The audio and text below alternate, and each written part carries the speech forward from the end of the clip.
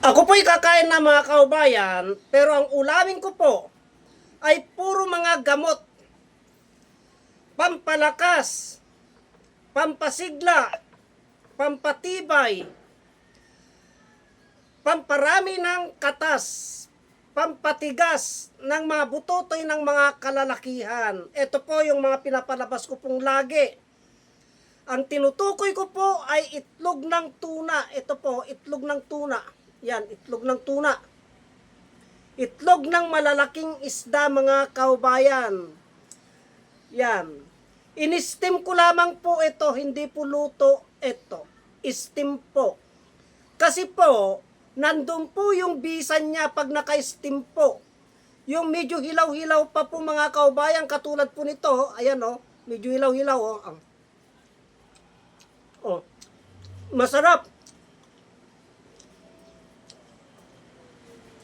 Pamparami ng katas ng mga kalalakihan po ito.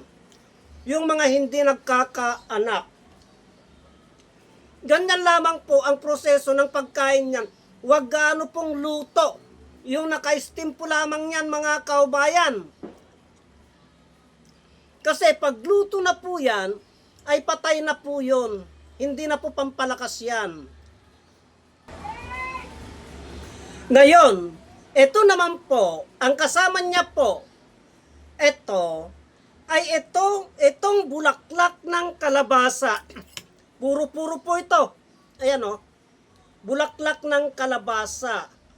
Ang bulaklak ng kalabasa, mga kaubayan, ay sa UTI, kidney stone, high blood, diabetic, kolesterol.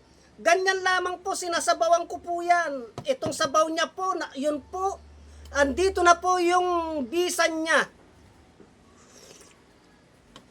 Manamis-namis po yan mga kaubayan.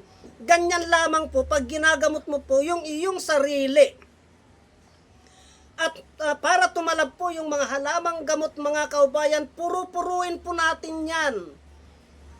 Itong bulaklak ng kalabasa para sa mga diabetic, kolesterol, high blood, UTI, kidney stone. Yan po mga kaubayan, puro lamang po ito. At steam, puro steam lamang po yan. Yan. Nandyan po yung bisan niya mga kaubayan. Ganyan lamang po ang tamang proseso ng paggamit ng bulaklak ng kalabasa bilang panglunas sa karamdaman.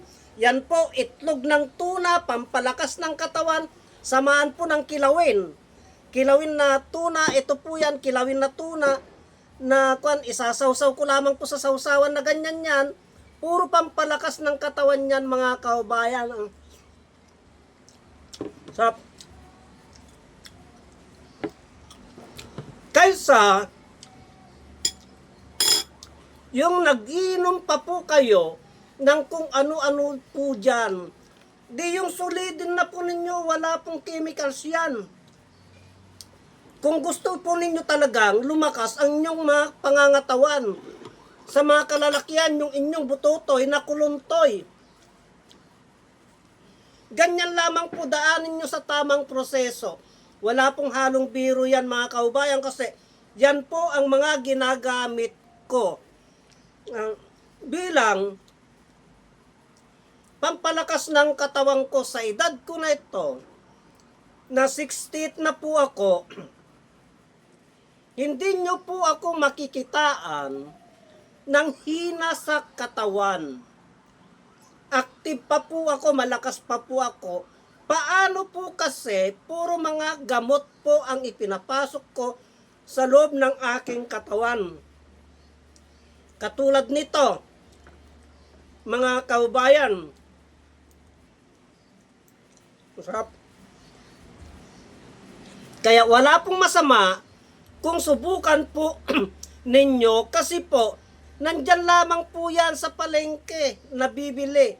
Itong talbos ng kalabasa, sarili ko pong tanim yan mga kaubayan.